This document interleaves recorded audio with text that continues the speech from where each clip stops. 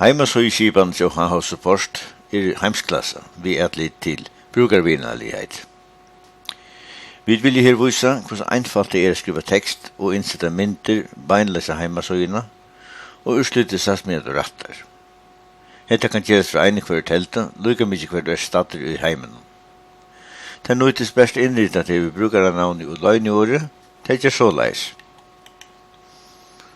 Den innrydda knappen. Vi skriver mer brukernavnet og løgnåret inn, nøyt bare at si innrydda. Nu sast en kasse vi brukar på, han får vi ikke bruka nå, men vi får beinleis til rettingar. Da du innritaver, skal du best flytta musene inn at det økje av heimasøyene, her du alle det skriver til ratta.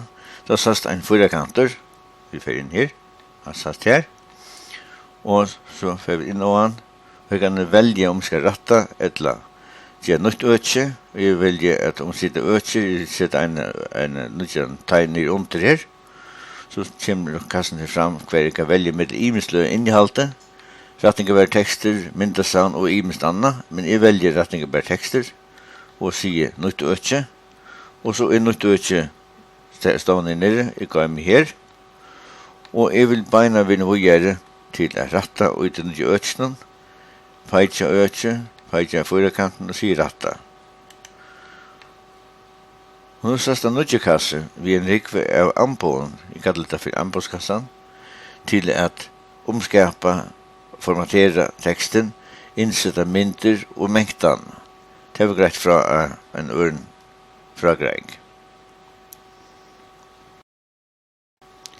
Jeg skriver jo akkurat teksten her, hvor det posters, og innsette en tekst i langt jeg skriver fra måneden, så leis, jeg har gjort det, og jeg var eisne at brøytan, formateran, omskapan, da er nøyd at markera først, og så sier jeg her i utgjennom til en iverskrift, her er ikke en iverskrift under skriften i, jeg velger iverskrift 5, jeg skulle passa til, og så har jeg lei,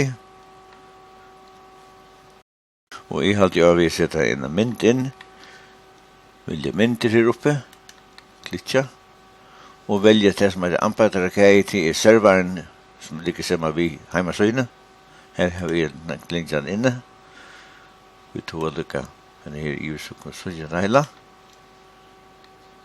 Her. Og her er litt nekkar mapper inne som vi har lagt inn vi innehalt jo i, filmer og imstanna, i veldig vinter, og hilden ekka mindre inn, i tekje disse her som dansa her, og vi sykja henne ruten her, hver og vi kunne brøyta noen ting, vi kunne brøyta breittina, hattena, eller lesa det og i lotfalse stødd, så det passar det til løtene, at det er lei, og vi kan velge at justere, eller høyre sete eller vinstra sete, bøylete er godkjente som det er. Så leis, så dette kommer på plass. Vi er med innskrivet en tekst. Skriver vi her. Jeg innsetter her. Så leis. Så leik han til at vette. Jeg har fått løft lite myndene som stender høyre med inn teksten. Vi klikker av her. Vi markerer myndene. Høyre klikker. Vi velger mynde innleikar, og nå kan jeg velge her at jeg høyre sete og godkjenne, så leis hette ser bedre ut. Jeg nå lever, og jeg har enda rettingsene, vi gøymet her først. Jeg kan velge gøyma, og holde av frem ved rettingsene.